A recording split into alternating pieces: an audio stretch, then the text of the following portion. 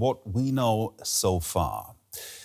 The US and Israel have launched a series of coordinated strikes on Iran, which the Pentagon is calling Operation Epic Fury. President Donald Trump says major combat operations aim to annihilate Iran's naval sites and has vowed the regime will never have a nuclear weapon.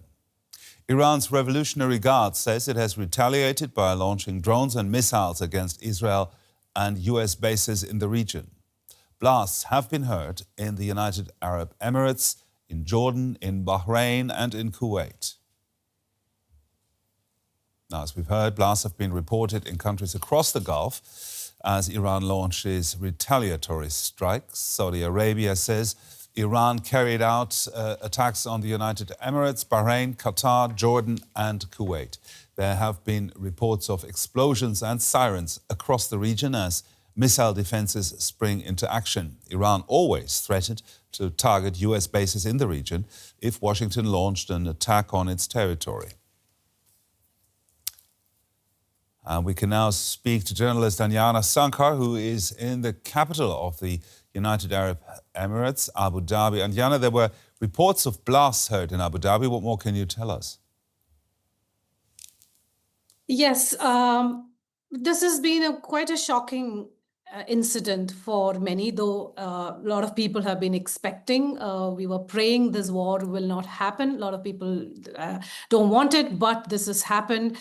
Quite shocking. And as initially, I can tell you personally, because I am in Abu Dhabi, I saw and I heard some big bang kind of explosions outside my balcony. That's a noise I heard. Initially, I didn't understand what it was, and there was a series of them.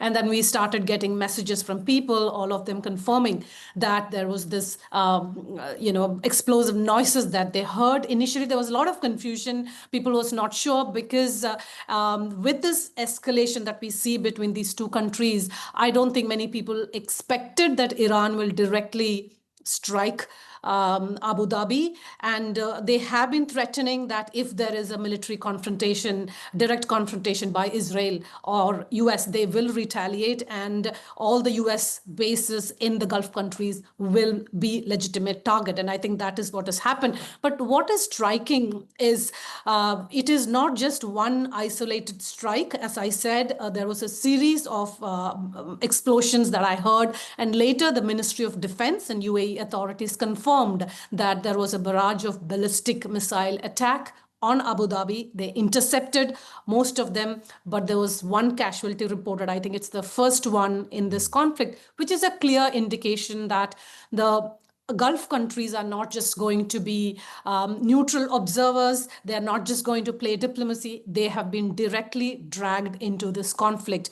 The airspace have been closed in most of the Gulf countries. UAE civil defense authorities have announced the closure. So there is a direct impact on it. And at least one person, according to the UAE authorities, an Asian national, we don't know the exact details who, but there is one casualty, one death through this.